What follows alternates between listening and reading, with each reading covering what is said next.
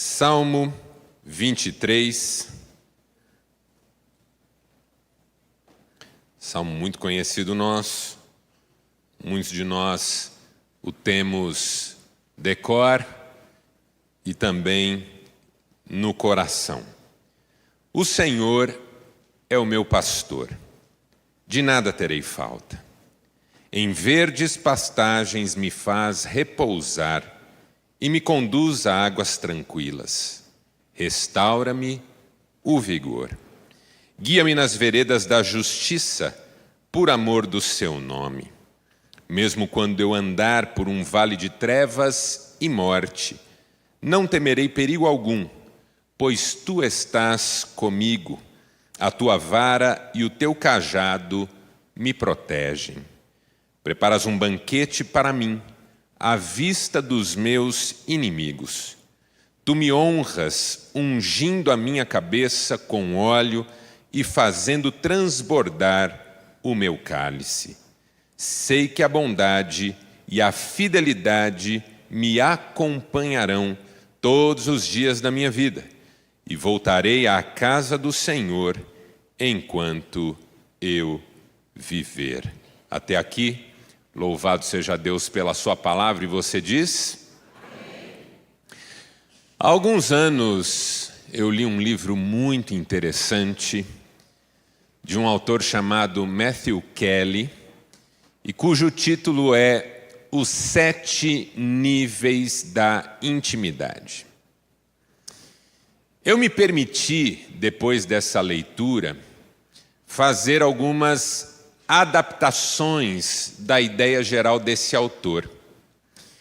E comecei a ministrar sobre o que eu tenho chamado de os 7 níveis de confiança no relacionamento. Porque quando você pensa em 7 níveis de intimidade, nem todo nível de relacionamento é de fato um nível de intimidade. Intimidade é da ordem do que é íntimo, do que, de alguma maneira, invadiu espaços mais internos e mais profundos da nossa alma.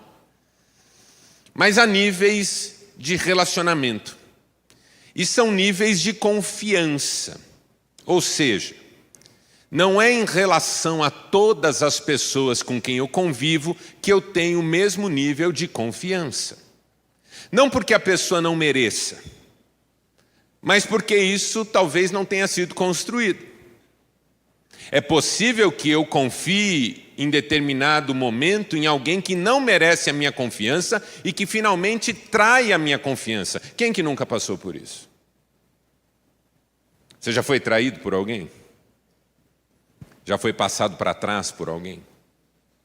Já se decepcionou com alguém?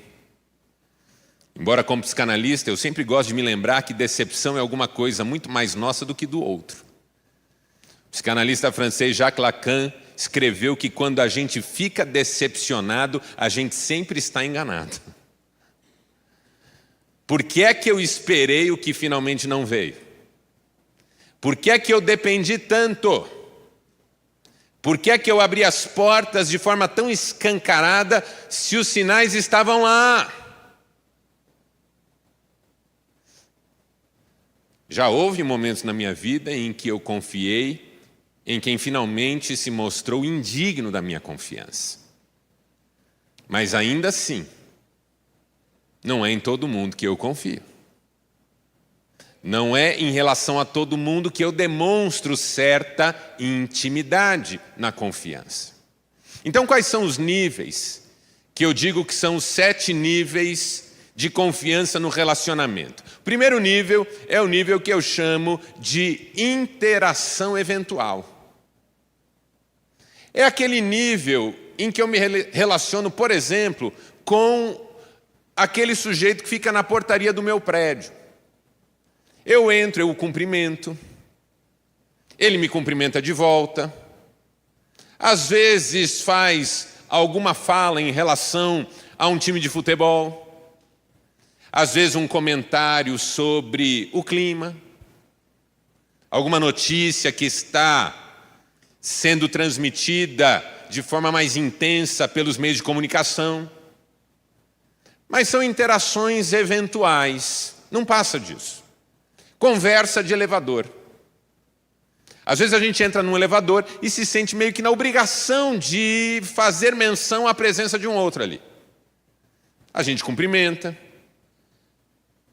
E nós que somos neuróticos queremos puxar papo. Eu não sei porque eu faço isso.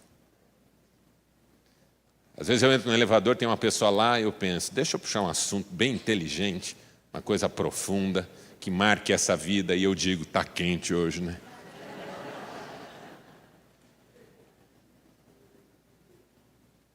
Interações eventuais.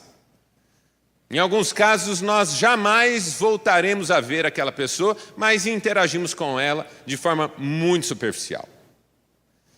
Segundo nível de confiança no relacionamento,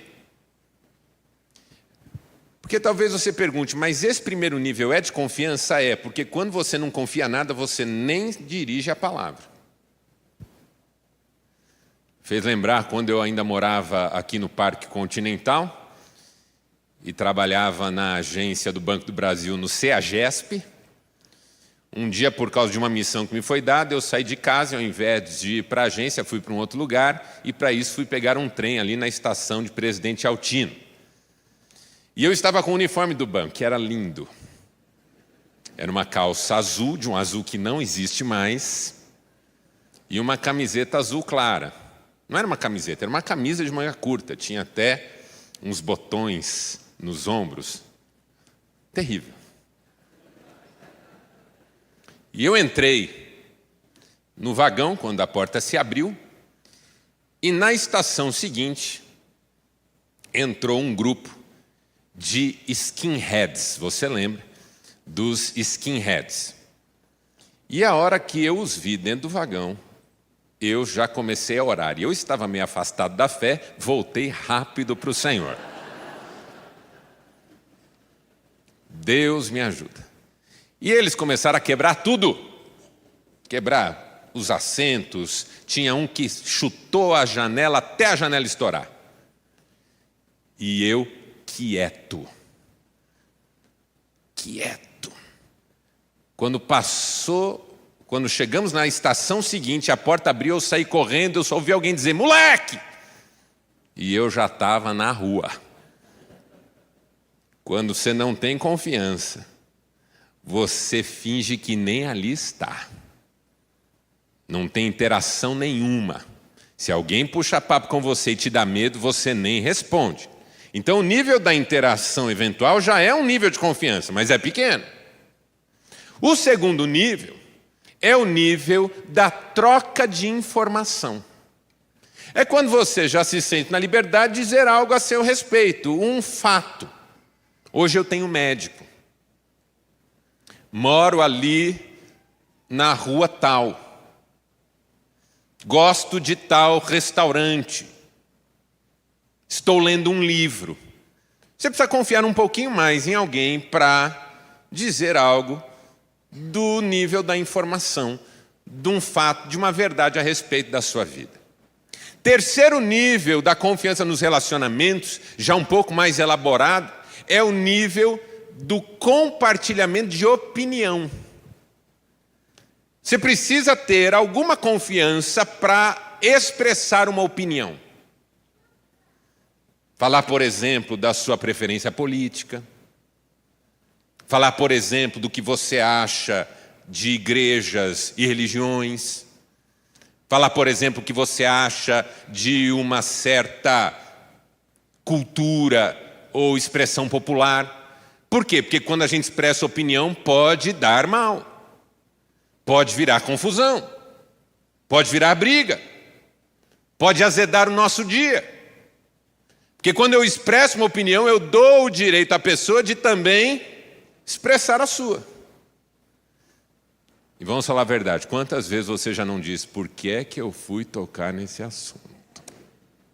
Meu Deus, agora a pessoa não para. Porque agora ela fez a missão da vida dela convencer você que você está errado e ela está certa. Então, Quando eu não sei muito onde eu estou pisando, eu evito emitir opinião. O quarto nível dos relacionamentos, ou da confiança nos relacionamentos, é o nível em que eu me sinto na liberdade de falar sobre sentimentos. Sobre aquilo que me alegra, aquilo que me entristece, aquilo de que eu tenho medo. Não é com qualquer um que eu falo sobre sentimentos. Não é com qualquer um. Porque você abre o seu coração com alguém e pode ser ferido por essa pessoa. Quando Jesus diz, não dê suas pérolas aos porcos, nem lance o que é sagrado aos cães, se você entender o contexto, você vai perceber que Jesus está dizendo, não abra a sua verdade com quem não entende o valor disso. Porque essa pessoa pode usar isso contra você. Às vezes, um filho tem dificuldade de falar sobre sentimento com um pai, com uma mãe. Às vezes, casais têm dificuldade de falar sobre sentimentos. Há casais que não passam do terceiro nível. Vivem a vida inteira juntos e não passam do terceiro nível de confiança no relacionamento. A esposa está sentindo coisas difíceis de lidar, ela não tem coragem de falar com o marido, porque ele vai censurá-la, ele vai dizer algo que a diminua, ele vai fazer algo que a faça sentir pior ainda. E o marido também não tem coragem de falar com a esposa sobre o que ele sente. Acha que ela perderá algo do respeito por ele, que ela o censurará também, e muitas vezes o exporá diante de outros. Aquela mãe que expõe os sentimentos do filho. Você acredita que meu filho tem medo disso? E ele fica olhando, pensando, por que eu falei? Tem que ter confiança.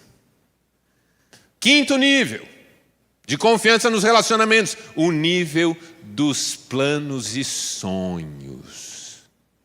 Precisa ter muita confiança em alguém para antecipar o que você está pensando em fazer da sua vida. Eu atendi uma vez um sujeito que estava muito bravo, mas muito bravo. Ele estava uma pilha. E eu perguntei o que é que tinha acontecido, ele disse, fui traído por um amigo. Como assim? Me conte. Rapaz, fui ver um imóvel num condomínio e gostei do imóvel. Estava precisando comprar uma casa, tinha dinheiro. E aí peguei a opção de compra com o proprietário. Eu tinha que decidir em 48 horas.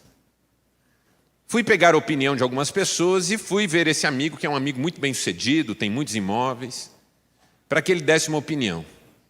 E ele acabou com a casa. Falou que o condomínio era horroroso, que a casa tinha sido mal construída, que estava caro pelo que entregava, e eu fiquei muito desanimado. Passaram as 48 horas e eu ainda não tinha me decidido, porque eu queria ver outras opções, mas não achei mais nada. Quando voltei a falar com o proprietário, ele falou, agora eu já vendi para outro. Chuta quem é o outro. Chuta o nome do demônio.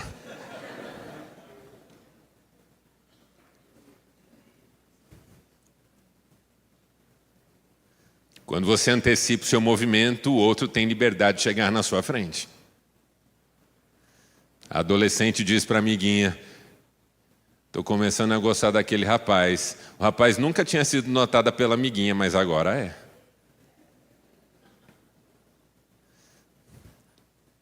Por isso que mulheres antecipam um pouco as coisas para os seus maridos. Porque eles tendem a atrapalhar tudo. Eu me lembro uma vez que quando eu pastoreava uma igreja das quais eu fui pastor na minha história, meus pastores auxiliares me chamaram para uma conversa. E nós sempre jogamos muito limpo entre nós pastores. E eu sempre dei liberdade a eles para me exortarem quando achassem que eu estava errando em algo. E um dia todos eles vieram no meu gabinete, sentaram comigo e disseram assim, nós estamos preocupados com você. Falei, por quê? Porque há uma mulher da igreja que está muito perto de você, o tempo todo demandando você, e nós achamos que a abertura que você tem dado para ela não é legal. Temos ouvido que ela está confundindo sentimentos a seu respeito. Eu disse, olha, obrigado por vocês terem avisado. Eu quero que alguém me ajude, comece a acompanhá-la então. E assim que eu chegar em casa, eu vou contar para minha mulher, para que ela saiba o que vocês conversaram comigo. Cheguei em casa e falei, Cristiane, hoje aconteceu algo esquisito lá no escritório. Os pastores me procuraram, falaram isso. Ela olhou para mim e falou assim, é a fulana? Eu falei, como é que você sabe? Espírito de adivinhação, sai agora. Ela falou, eu já tinha notado. Eu falei, por que você não me falou nada? Ela falou, porque do jeito que você é, você ia demorar 100 anos para perceber. Mas se eu tivesse te falado, você ia começar a ficar curioso sobre isso. Sabe quando a mulher diz assim para o marido, não gosto do jeito que aquela ali olha para você. E o marido, aquela ali quem? Olha como? Deixa eu ver. Tem que ter muita confiança para antecipar passos, movimentos. Mas há um sexto nível de confiança nos relacionamentos. É o nível da confissão de fraquezas, de erros, de defeitos, de história pregressa, que envergonha. Tem que ter muita confiança. Porque se você não tiver muita confiança, é um equívoco falar sobre isso com quem quer que seja. Afinal de contas, isso pode vazar, pode te expor. Há pessoas que nunca chegaram nesse nível com ninguém. E ao sétimo nível. Qual que é o sétimo nível, Marcelo? É o nível da verdadeira intimidade. Onde não é mais sobre o que falamos, é sobre o quanto nos sentimos totalmente conectados a alguém. A ponto de nos sentirmos em sintonia até quando nada é dito. Tem isso com alguém? Porque se não tem isso com ninguém, eu vim nessa manhã te desafiar a buscar isso com Deus. Porque com Deus nós podemos nos relacionar no nível da verdadeira intimidade. Quem diz amém para isso? Agora, o problema é que muitos de nós nos relacionamos com Deus em algum desses outros níveis. Tem quem se relacione com Deus no nível da interação eventual, claro que tem. Se você vem a um culto uma vez por semana, canta porque alguém manda cantar, faz oração porque alguém manda orar, lê a Bíblia porque alguém manda ler, você está se relacionando com Deus no nível da interação eventual.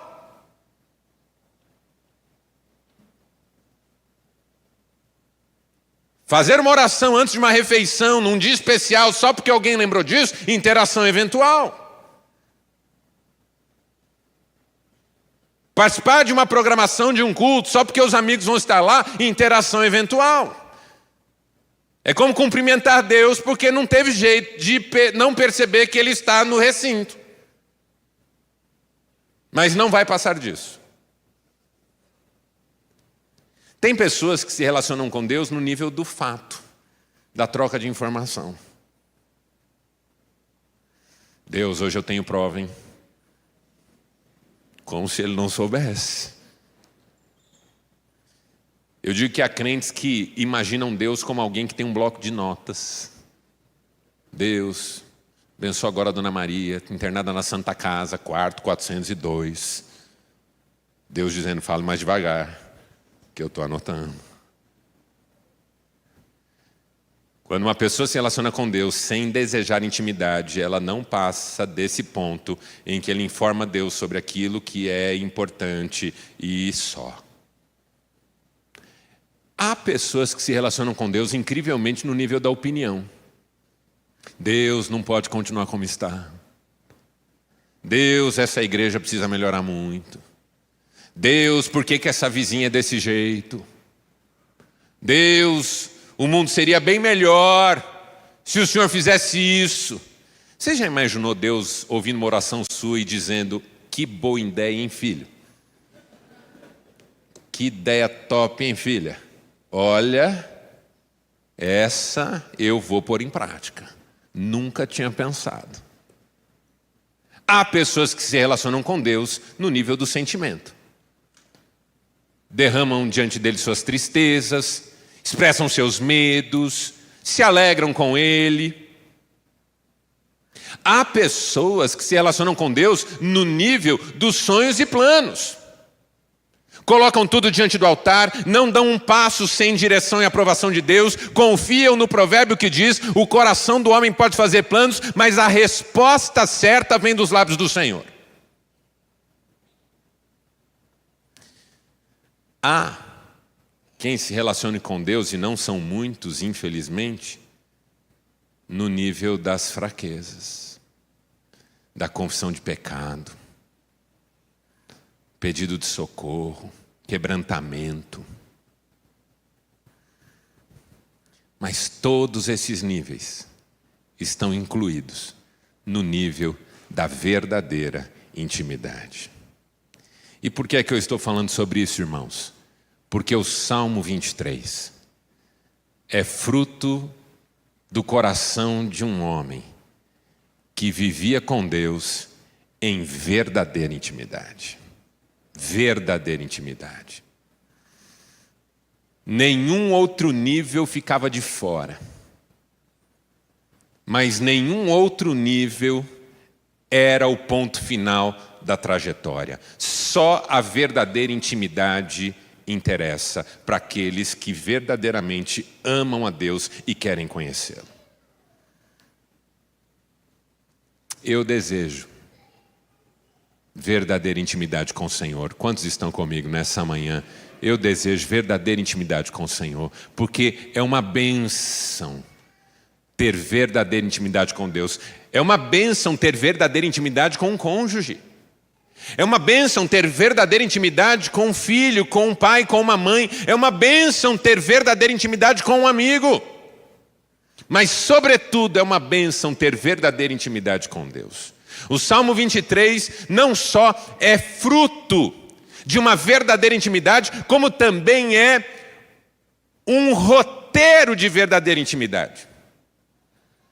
É um conjunto de marcas da verdadeira intimidade. E eu quero compartilhá-las com você nessa manhã.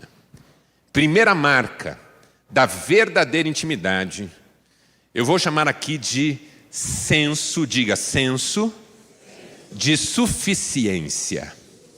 Mais uma vez, senso de suficiência. Essa é uma marca da verdadeira intimidade.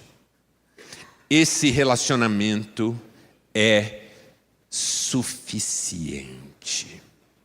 Muitos de nós nos relacionamos com aquela sensação de que só será bom se o outro mudar muito.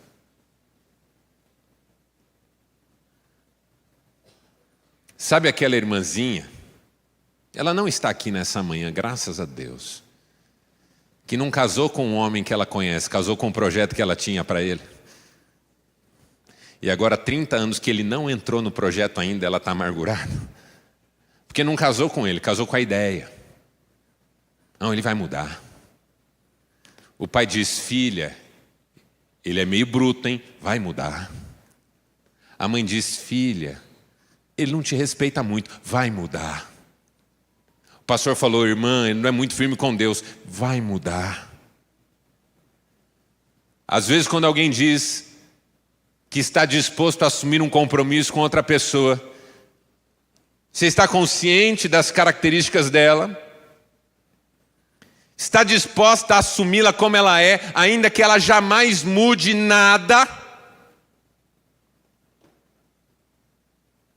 Porque senão você está se relacionando com a sua ideia e não com a verdade da pessoa. Tem muita gente frustrada hoje em relacionamento, porque entrou pensando no próprio ideal e não na pessoa que estava de fato ali. No nível da verdadeira intimidade, nós amamos a pessoa como ela é. Nos sentimos à vontade com ela porque ela é como deve ser. E uma das coisas sobre Deus é que Ele é quem Ele é, e Ele é muito mais do que nós precisamos, e Ele é muito mais do que nós podemos imaginar. Tudo que nós pedimos, pensamos, imaginamos, queremos, é nada diante da grandeza dEle. Deus é totalmente suficiente. Ele diz para o apóstolo Paulo: a minha graça te basta. Quando Deus não é suficiente, nós precisamos agregar outras coisas no processo. Se Deus não é suficiente, eu preciso arregimentar fileiras e fileiras de pessoas que concordem comigo. Se Deus não é suficiente, eu preciso de mais recurso material. Se Deus não é suficiente, eu preciso de outras confissões de fé e de religião. Se Deus não é suficiente, eu preciso ser mais famoso, ter mais status, ter mais cursos, ter mais diplomas. Eu preciso que tudo forme um conjunto que, somado a Deus, aí sim tá bom. E a pergunta que todo cristão tem que responder em algum momento da sua história é: Deus é suficiente para você? C.S. Lewis escreveu um livro chamado Surpreendido pela Alegria, em que ele cita uma frase que ele atribui a um velho escritor, cujo nome ele não revela. E a frase diz assim: aquele que tem Deus e tudo mais, aquele que tem Deus e tudo mais, não tem nada mais do que aquele que só tem Deus. Eu vou repetir para você guardar. Aquele que tem Deus e tudo mais, não tem nada mais do que aquele que só tem Deus, porque quem tem Deus tem tudo. É por isso que o salmista no Salmo 23 diz: o Senhor é meu pastor e de nada terei falta. Eu gosto de juntar as versões. Nada me faltará, de nada terei falta, porque de fato elas se complementam. De um lado, nada me falta, de outro, de nada eu sinto falta. Porque Deus é suficiente. Deus é suficiente em momentos de perda, Deus é suficiente em momentos de frustração. Deus é suficiente em momentos de descanso. O salmista diz: Ele me faz repousar em pastos verdejantes, me guia mansamente a águas tranquilas. Na suficiência de Deus eu consigo desfrutar a simplicidade da vida. Conhece pessoas que não conseguem ficar quietas por um minuto? Não descansam, não se acomodam em espaço nenhum. Estão sempre agitadas e angustiadas. Se pararem para pensar, entram em colapso. Precisam se movimentar excessivamente para se distraírem de suas próprias verdades. Com Deus eu aprendo a descansar diante de águas tranquilas. Com Deus eu sei o que é a bênção de um pasto verdejante. Com Deus eu tenho descanso de alma. Com Deus eu sei que a vida está no eixo. Com Deus eu sei que todas as coisas cooperam juntamente para o bem daqueles que o amam. Aleluia por isso. Deus é suficiente para nós, irmãos.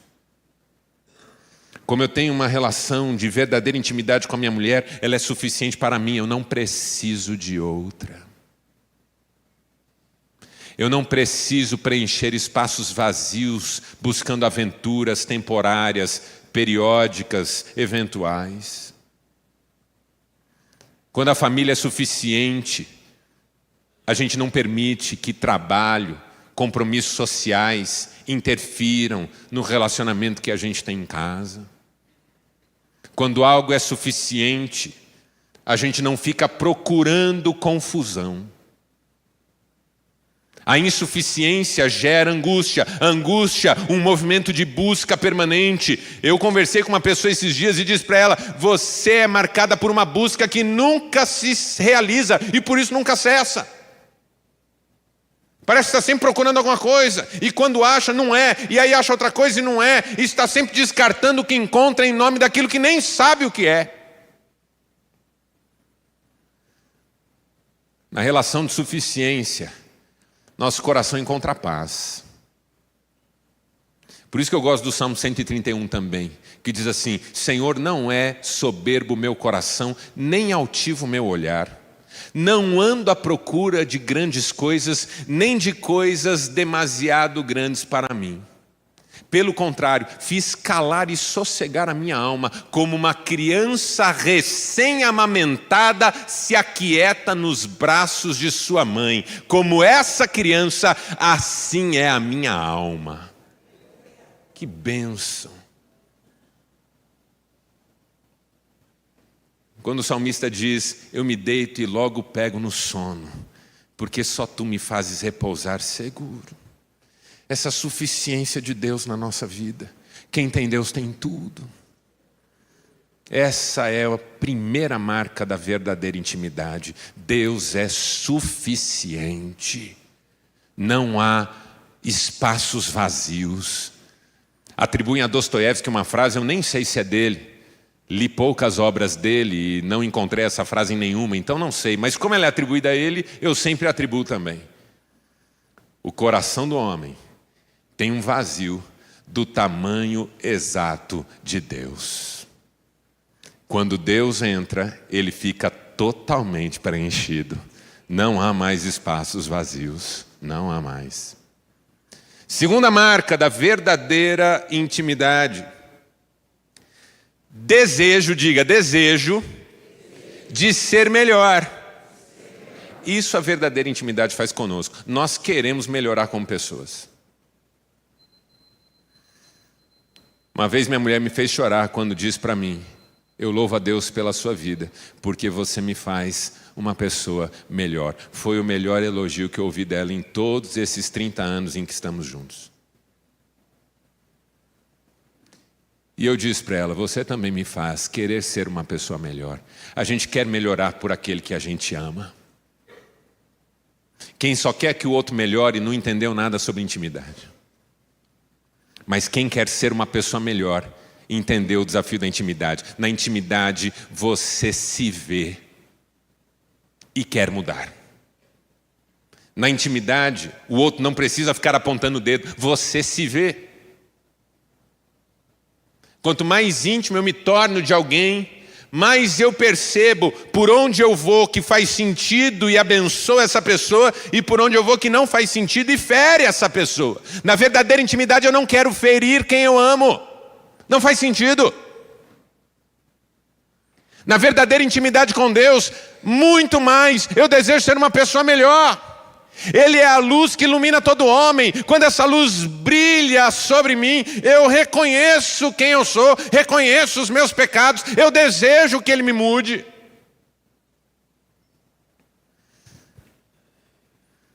É por isso que muitos não suportam o desafio da intimidade, porque mexe com a gente.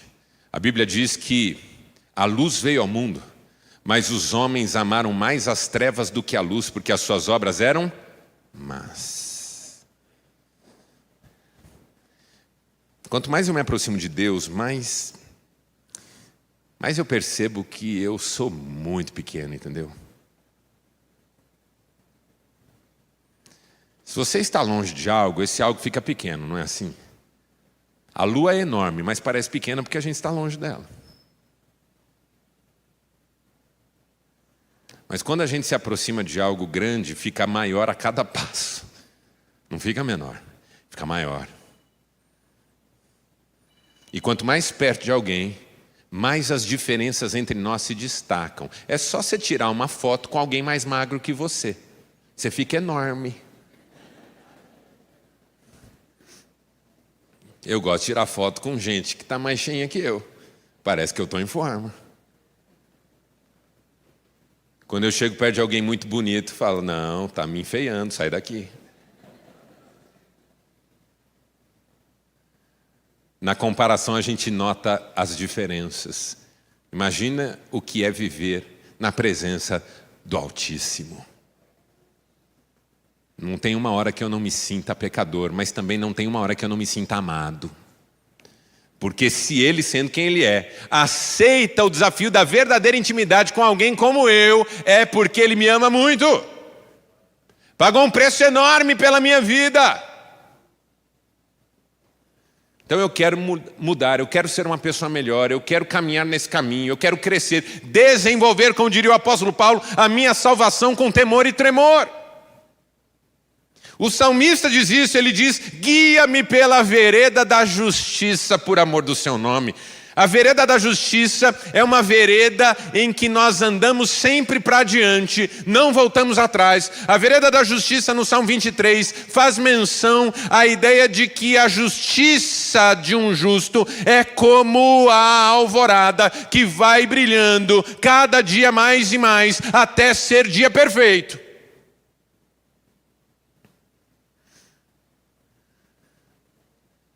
Irmãos, vamos jogar limpo. Nós temos muito para crescer. Muito para crescer. Hoje, todos nós temos algo a mudar na nossa vida. Hoje, já.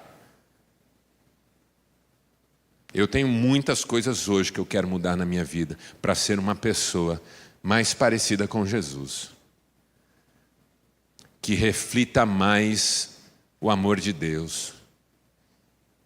E que viva mais intensamente seus propósitos. Quando a gente vive verdadeira intimidade com Deus, a gente muda. Pessoas que nunca mudam não entenderam quem é Deus.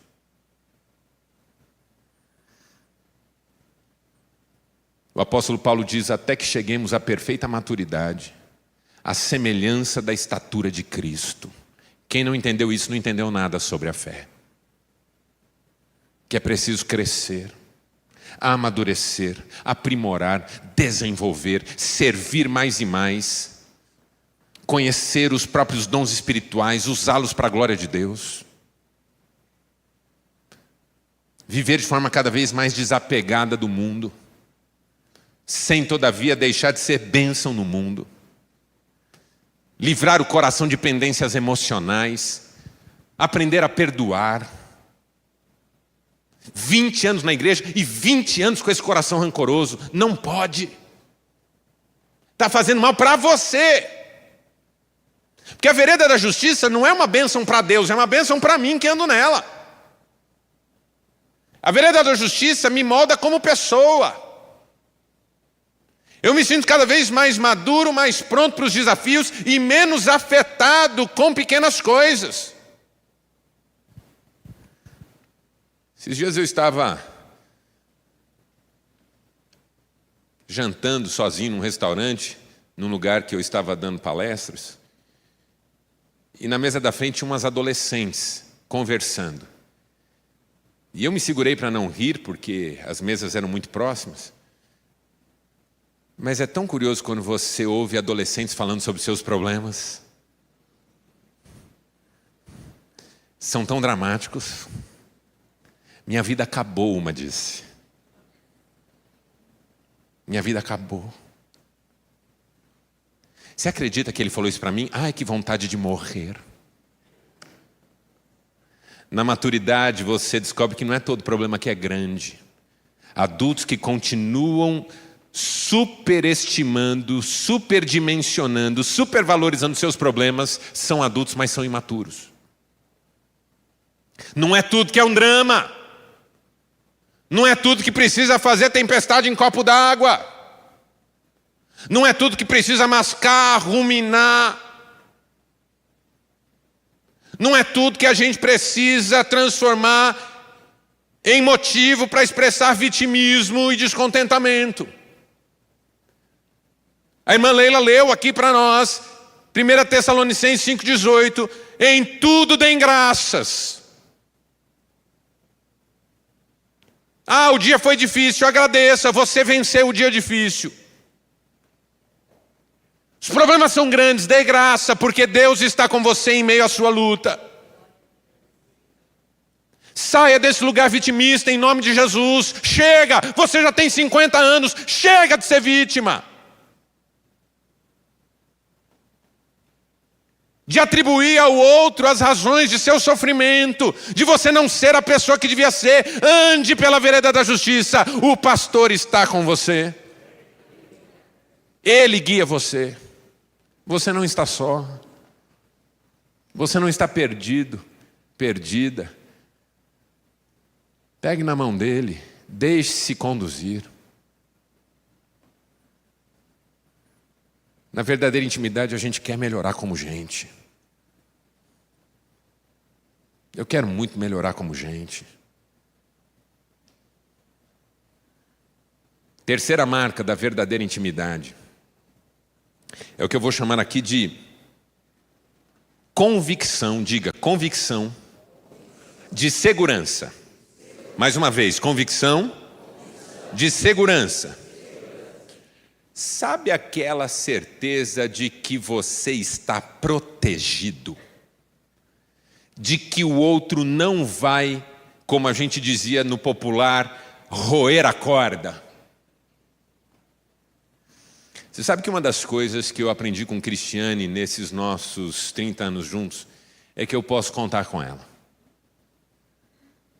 Quando eu fui internado com Covid, 90% de comprometimento pulmonar, 25 quilos meus foram embora na hora. UTI, quarto, home care, 70 dias em tratamento. Essa mulher não arredou o pé do meu lado. Não arredou o pé do meu lado. Às vezes, quando eu lembro do que ela se submeteu para cuidar de mim, eu me emociono. Porque ela se submeteu a coisas muito desagradáveis para cuidar de mim nesse período. Minha higiene, minha alimentação. Eu fiquei por um fio. Estive, na linguagem de um médico, clinicamente em óbito. Essa mulher não arredou o pé. Quando a gente tem verdadeira intimidade com alguém, é na hora difícil que a gente conhece a pessoa. Deixa eu dizer algo para você que é casado, que é casada. Nem tudo são flores num casamento. A gente desentende, discute, briga. Às vezes tem vontade de matar, não você porque você é crente, mas...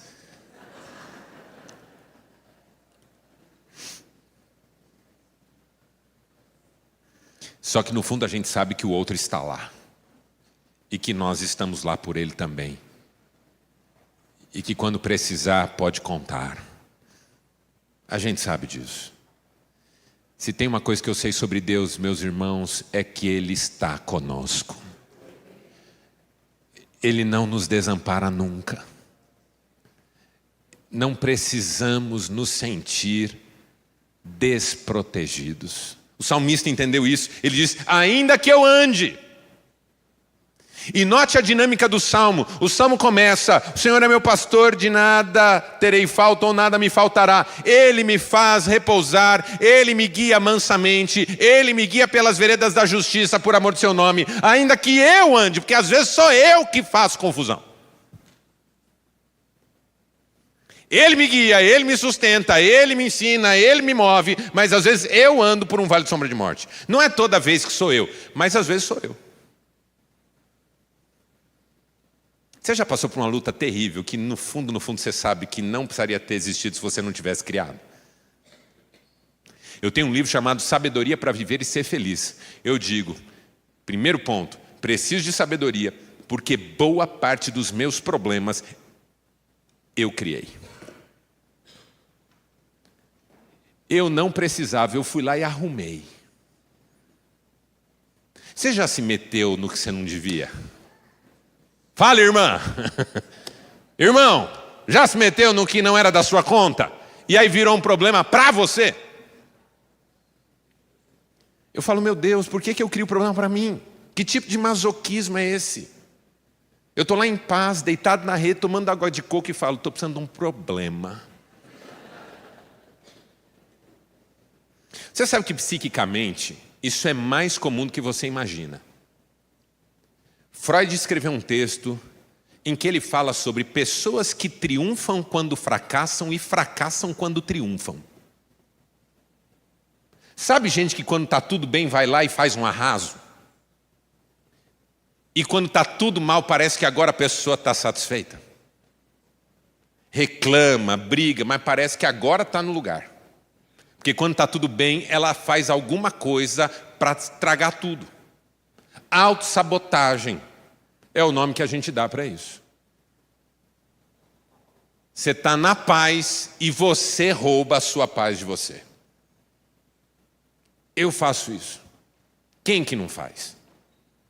Então, às vezes eu ando pelo vale da sombra da morte, ainda que eu ande, diz o salmista. De repente eu olho e falo, o que eu estou fazendo aqui, meu Deus? Eu estava num lugar, eu estava em águas tranquilas, pastos verdejantes, agora eu estou no vale da sombra da morte, como que eu vim parar aqui? Deus fala, você. Mas Senhor, por que o Senhor me tirou de lá? Não tirei não, eu te pus lá. Então quem me trouxe aqui? Você. Sabe aquele dia que você viu o seu inimigo pela primeira vez ao olhar-se no espelho? E aí você diz, e agora, Senhor? Ele diz, fique tranquilo, eu continuo com você. Você foi andar por esse vale, mas eu estou aqui. E o salmista diz, ainda que eu ande pelo vale da sombra da morte, não temerei mal algum, porque tu estás comigo, a tua vara e o teu cajado me consolam. Aleluia por isso. Sabe o que isso resolveu na minha vida? O processo de melancolia.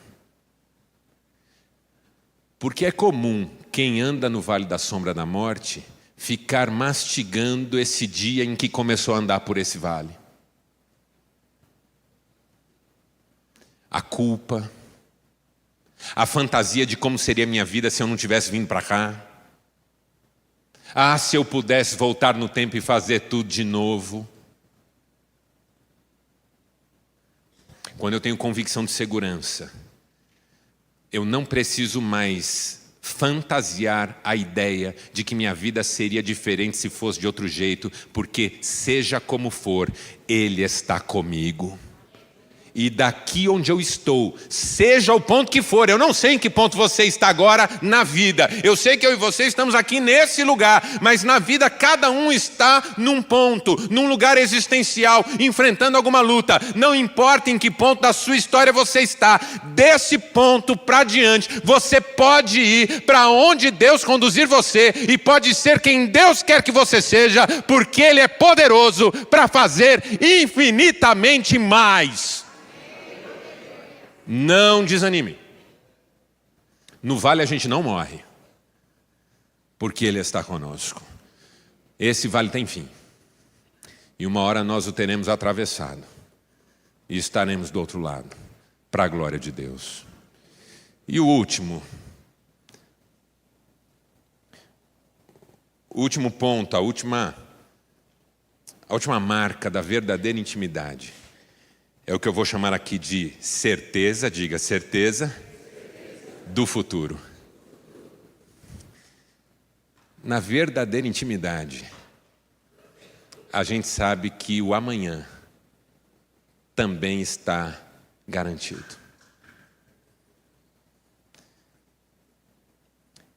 Isso é o que no relacionamento humano é mais complexo. Porque eu olho para minha mulher, eu a amo tão profundamente, mas lá no fundinho eu temo que um dia ou eu ou ela não estejamos mais aqui. Contudo, estaremos na glória, porque sabemos em quem temos crido e estamos certos de que é poderoso para guardar o nosso tesouro até aquele dia. Mas eu não sei quantos anos Deus nos dará como casal aqui nessa terra. Espero que sejam todos. Quando eu estava na UTI, eu pedi muito a Deus que nós pudéssemos ter mais tempo juntos nessa terra, eu e minha mulher.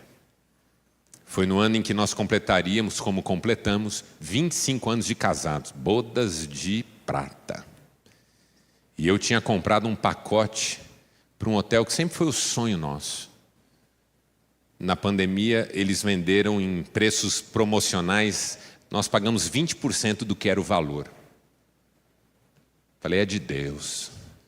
A gente sempre sonhou em ir para lá. Nem considerávamos que era fora da nossa realidade. Mas aí Deus proporcionou, fui lá e comprei. Um dia na UTI eu falei, Senhor, tá pago. Deixa eu ir, vai. É para 2 pessoas. Não quero que Cris vá com outro. E que tinha outro querendo ir, tinha, viu, irmãos? Olha, viúva é o defunto mesmo, hein? Que a minha mulher recebeu de mensagem, de consolo, de conforto. Teve um que disse, não temas, sozinha não ficarás. Cretino. Estava orando para eu morrer. Papelão, viu? Falei, Senhor, deixa a gente mais um pouco. Na verdadeira intimidade, o tempo passa rápido e você não quer que ele passe. Por isso que a eternidade é perfeita, porque o dia se chama hoje e a experiência da presença de Deus não tem fim. Só com Deus eu posso ter isso aqui, certeza do futuro. Em nenhuma outra intimidade eu tenho certeza do futuro, só com Deus. Por isso Jesus um dia chamou seus discípulos e disse, não se turbe o coração de vocês. Creiam em Deus, creiam também em mim. Na casa do meu Pai tem muitas moradas. Se não fosse assim eu teria dito, porque vou preparar-vos lugar. E quando eu for e preparar lugar para vocês, voltarei para que onde eu estiver, vocês estejam também. Esperança. O fruto da verdadeira intimidade no nosso coração se chama esperança. Jesus é o caminho para a verdadeira intimidade, irmãos. Jesus é suficiente. Salvador suficiente. Único e suficiente Salvador. A suficiência de Jesus nos basta. Jesus nos faz querer ser pessoas melhores, semelhantes a Ele. Um discípulo não será maior que o seu mestre, mas cabe ao discípulo ser como o seu mestre, ele disse. Jesus nos faz sentir seguros. Ele disse, eis que estou convosco todos os dias até a consumação dos séculos. E Jesus é a nossa certeza do futuro. Vou preparar-vos lugar. E Ele nos deu o seu Espírito, para que seja suficiente em nós, para que nos ajude a sermos pessoas melhores, para nos fazer lembrar que estamos seguros e para nos fortalecer a esperança. Feche seus olhos, eu quero orar com você. E a pergunta que eu quero fazer nessa manhã para você é uma só. Quantos aqui desejam, mas desejam com todo o seu coração, com toda a alma, com toda a força e entendimento, experimentar a verdadeira intimidade de Deus?